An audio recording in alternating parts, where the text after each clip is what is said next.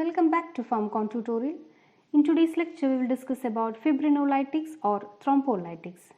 So, these fibrinolytics are the drugs used to lyse the clot or the thrombi to recanalize occluded blood vessels. Before discussing these fibrinolytic agents, let's have a look at the natural fibrinolytic system.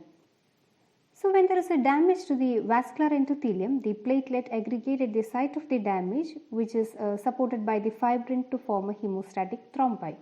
So, the function of this fibrinolytic system is to convert fibrin into fibrin degradation product, and this is brought about by the enzyme plasmin, which is formed from its precursor plasminogen. And this plasminogen exists in two forms, that is the bound form and the free form. The bound form, that is with the fibrin, and the free form in plasma. This plasminogen along with the tissue plasminogen activator selectively activates the bound form, that is the bound which is bound with the fibrin. So, these fibrinolytics like streptokinase, urokinase and alteplase, they will lyse the clot or the thrombi by activating or promoting the natural fibrinolytic system that promotes the conversion of plasminogen to plasmin. And again, there are anti-fibrinolytic systems which antagonizes the effect of fibrinolytics. Now about the uses of this fibrinolytics. They are mainly used in acute myocardial infarction to restore the coronary artery patency, and they are administered within 6 to 12 hours of onset of symptoms. Secondly, they can be used in deep vein thrombosis and also in pulmonary embolism to lyse the clot. And these fibrinolytics are only effective if it is given immediately within less than 3 hours. That is because once the tissue is dead, it cannot be revived. Now, let us discuss the pharmacological properties of fibrinolytic agents. These drugs do their job basically by converting the plasminogen to active plasmin, and that will dissolve the clot. Here we will be discussing about the streptokinase, urokinase and alteplase. Streptokinase is basically a protein that is derived from the staphylococci, which is involved in the beta hemolysis of the blood. Whereas urokinase is from the human fetal kidney cell origin, and again this alteplase is basically a recombinant TPA form.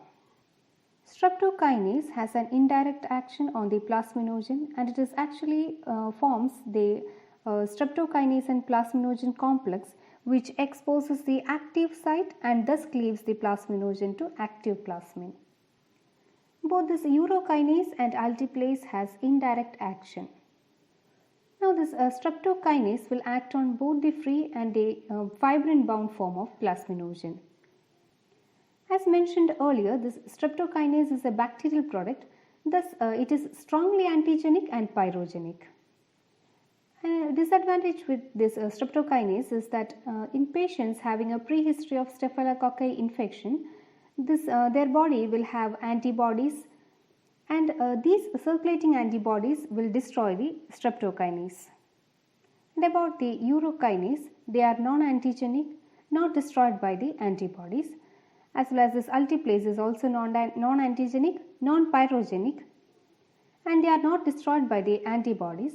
They are rapidly acting, potent, more effective and more expensive. Now about their route of administration.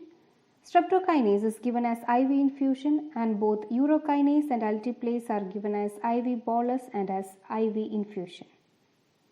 About the ADR, this ADR of streptokinase and a urokinase will include the occurrence of bleeding. These drugs are used in elderly, mainly in elderly with diabetics and hypertension. So these patients will already have atherosclerotic plaque in their blood vessel of brain and heart. So a fibrinolytic can actually cause this plaque to rupture and cause intracerebral bleeding. Along with bleeding, streptokinase also produces hypotension, allergic reaction, skin rashes and anaphylactic reaction. Urokinase will cause bleeding but no allergic reaction, and alteplase will not cause bleeding and no allergic reactions are found. In case of overdose of fibrinolytics or excessive bleeding, we use antifibrinolytics. They act by inhibiting the conversion of plasminogen to plasmin and thus inhibit the fibrinolysis. The two important drugs coming under this is the EACA, that is the epsilon aminocaproic acid, and the tranexamic acid, which is more often used, and both of these drugs are used to control bleeding due to excessive fibrinolytic therapy or in surgery. So that's all about the fibrinolytics and antifibrinolytics.